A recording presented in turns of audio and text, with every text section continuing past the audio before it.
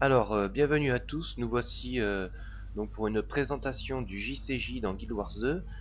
Donc ici vous avez une icône en haut avec deux épées croisées, JCJ, vous cliquez dessus, vous pouvez rentrer directement dans les brumes. Donc vous avez les rapports des stats et tout ça ici, tout ce que vous avez fait, ainsi de suite, les trophées que vous avez, lesquelles classes vous jouez, ainsi de suite.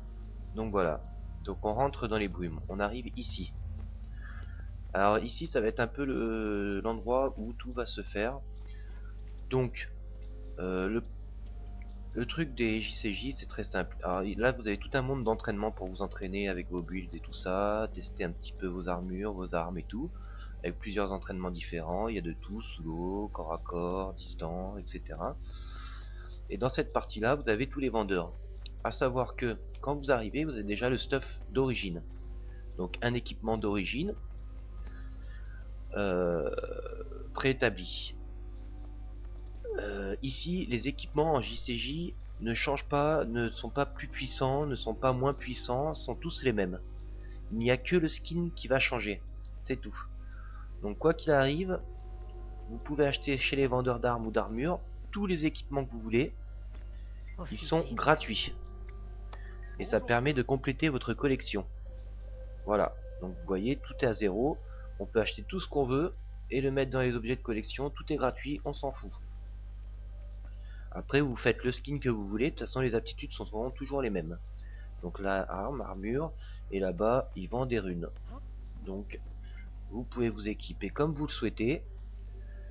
Ça va être selon comment vous allez faire votre build qui va tout changer. Et vos compétences. Et votre manipulation du personnage. Sinon, les stats resteront toujours les mêmes sur l'équipement. Vous changez que le skin. Donc ici vous avez des petits casiers pour poser des objets de collection. Donc vous voyez, moi j'ai acheté des gants, des machins, donc c'est toutes les mêmes stats, mais je les mets dans objets de collection parce que je m'en sers pas. Donc quand je veux les ressortir, je peux toujours les ressortir. A savoir que vous pouvez soit c'est-à-dire recycler un objet JCJ avec des équipements de recyclage adaptés en JCJ, ou soit le ranger dans vos objets de collection. Si vous le recyclez, vous obtenez des compos qui vont vous servir à faire d'autres objets à la forge mystique JCJ qui est là-bas. Voilà, je vous y emmène. Voici la forge mystique JCJ.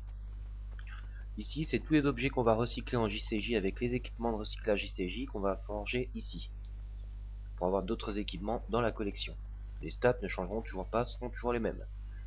Ici, vous avez maître des tournois et billets, ça c'est pour tout ce qui est arène, donc en solo ou en équipe. Ici, vous avez une instructeur JCJ qui vous apprend un petit peu tout, si vous avez pu, vous allez la voir. Et là-haut, nous avons des vendeurs de gloire. Des vendeurs de gloire qui vendent des coffres selon les rangs. Donc nous avons un vendeur de gloire rang 1 qui va vendre des coffres de lapin. Alors dans ces coffres de lapin, vous allez trouver des augmentations de gloire, vous allez trouver des compos pour faire du stuff, des pièces, et ainsi de suite. Les pièces vont changer au fur et à mesure, vous avez le vendeur de rang 10, et après vous avez le vendeur de rang 30 qui est au-dessus. Alors selon les rangs, vous allez recevoir des sets d'équipement, les stats seront toujours les mêmes, mais le skin changera. Vous accéderez à des skins un peu plus jolis, on va dire. Voilà, c'est que de l'apparence. Voilà, donc nous allons... Ici, vous avez le portail pour retourner à l'Arche du Lion, quand vous le souhaitez. Voilà. Donc nous allons de suite passer à la deuxième phase, maintenant qu'on a vu un peu tout ici. À la deuxième phase du JCJ, c'est-à-dire le combat.